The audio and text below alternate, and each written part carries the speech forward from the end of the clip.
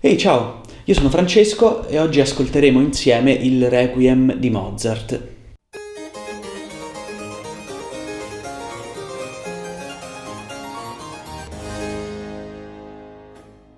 Il Requiem è una composizione la cui storia è avvolta nel mistero e nella leggenda. Una delle cose che potremmo notare leggendo la partitura del Requiem sono quelle curiose lettere all'inizio del sistema, M e S. Che cosa significano? Gran parte della musica del Requiem di Mozart non è stata scritta da Mozart. Il Requiem, infatti, è un'opera incompiuta. Mozart ci lavora fino al 4 dicembre 1791 e morirà il giorno successivo.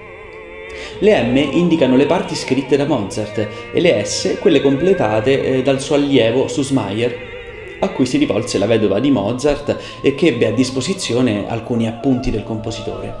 Ma iniziamo subito ad ascoltare.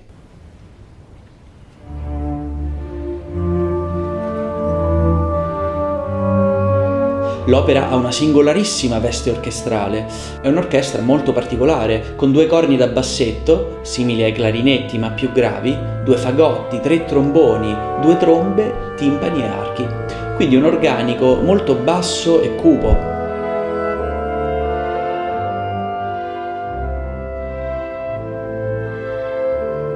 Che rende bene l'atmosfera del Requiem, cioè una messa per i defunti.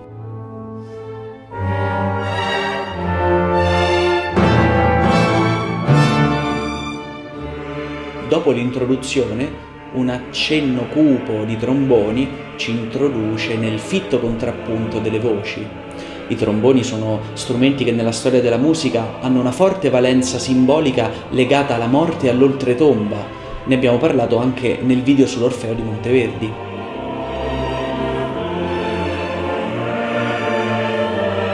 Stendhal, nel suo Vite di Haydn, Mozart e Metastasio del 1814, ci racconta la leggenda dietro al Requiem.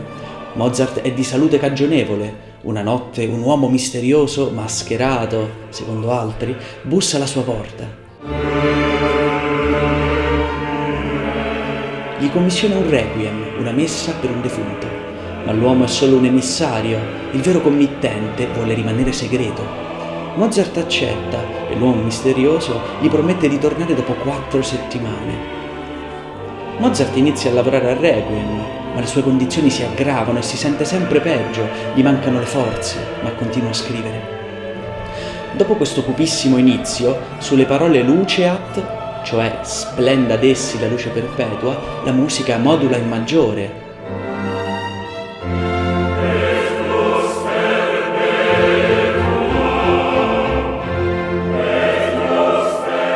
Si passa a una scrittura accordale, luminosa, solenne e che sale verso l'alto. Culmina nell'invocazione Luceat.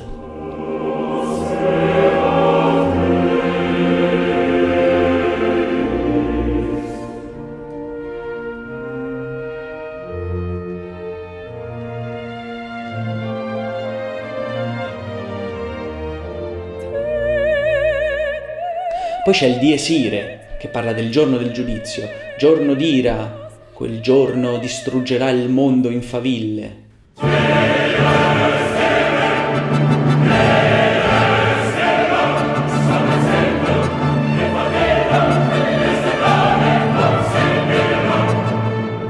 Il Dies Irae è una sequenza medievale come lo Stabat Mater e i compositori di solito lo rappresentano con tratti estremamente vividi. La scrittura musicale trasmette bene l'idea dell'ira, attraverso una scrittura lapidaria, sentenziosa, severa, con accordi molto netti.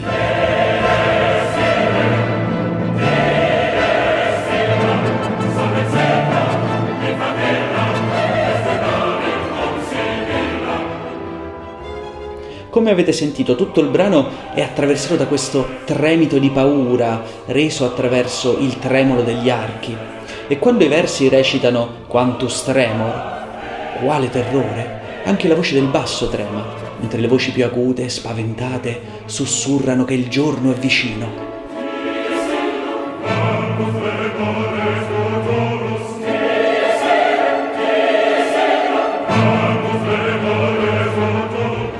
Le condizioni di Mozart si aggravano. 4 settimane dopo lo sconosciuto mascherato, sempre secondo la leggenda riportata da Stendhal, si ripresenta alla porta di Mozart, ma il compositore non è pronto e ha bisogno di altre 4 settimane. L'uomo promette di tornare ancora e scompare nel buio della strada.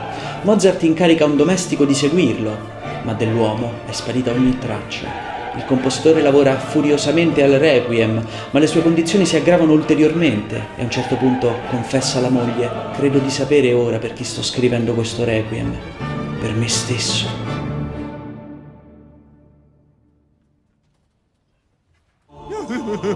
Oh, Volfanghino, non puoi morire! Non voglio vivere in un mondo senza quel pacco di soldi che ci procuri!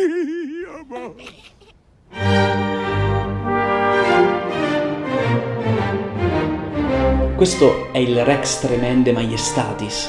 I violini descrivono con il loro movimento discendente e il loro ritmo marziale puntato il Signore che scende dal cielo a giudicare i vivi e i morti. L'umanità lo accoglie con potenti invocazioni rappresentate da possenti accordi.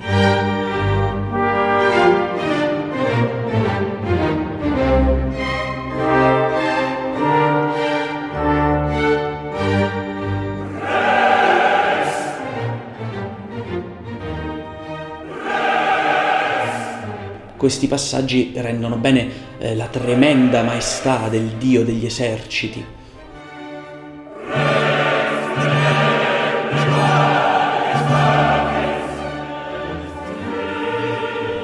Ora ascoltiamo il meraviglioso contrasto sulle parole «salva me». Tu che salvi per la tua grazia, salva me. È forse Mozart stesso a cantare mentre la morte si avvicina. La scrittura si fa improvvisamente malinconica, dimessa, stanca come un'implorazione.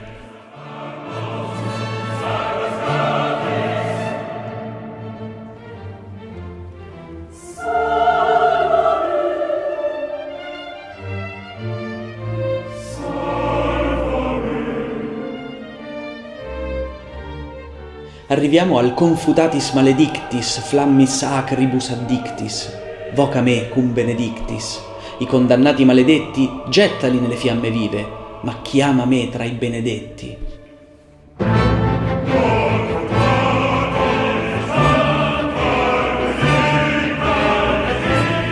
In musica, come abbiamo già notato nel video sullo Stabat Mater di Pergolesi, le fiamme sono rappresentate spesso con un andamento vivace, configurazioni irregolari e veloci.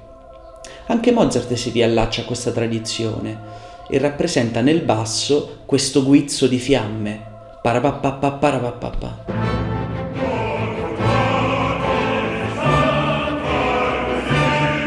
Le voci invece gettano i maledetti in questo basso oscuro e brulicante degli inferi.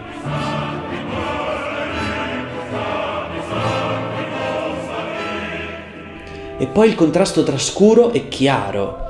Si passa a note alte, chiare, lunghe. Da un lato l'inferno, dall'altro la luce del paradiso del voca me cum benedictis, ma chiama me tra i beati.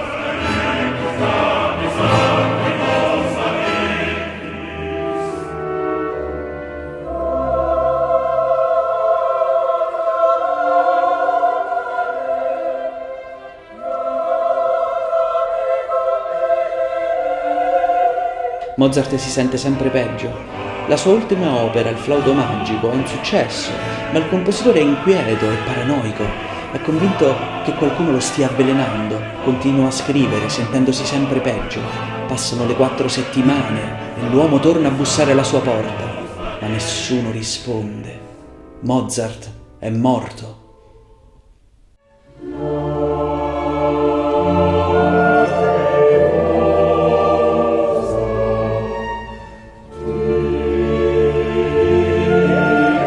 Come abbiamo spiegato, quest'opera è incompiuta. Del Lacrimosa Mozart scrive solo 2 battute per orchestra e 6 battute vocali. Basta. Tutto il resto è stato ricostruito dal suo allievo Süssmayr. Notiamo, siccome si parla di lacrime, le solite figurazioni discendenti, lamentose, tradizionalmente associate alle lacrime. Tutti questi espedienti musicali si basano sulla prosodia della comunicazione linguistica. Di solito il pianto inizia in alto e poi scivola verso il basso, e anche i lamenti e i sospiri hanno un andamento simile. Sentite come piange l'orchestra.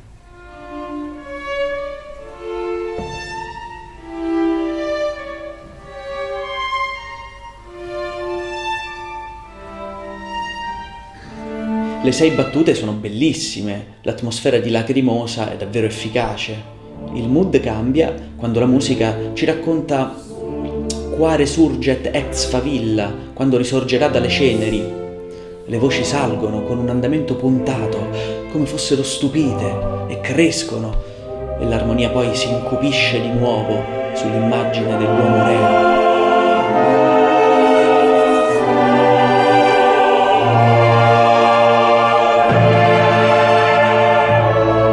Finisce qui quello che ha scritto Mozart. Quello che sentite ai concerti non è stato scritto da lui. Cosa c'è di vero in questa leggenda sul Requiem e la morte di Mozart, che non riguarda solo Stendhal ma ha una lunga tradizione storiografica e viene anche riproposta nel film Amadeus?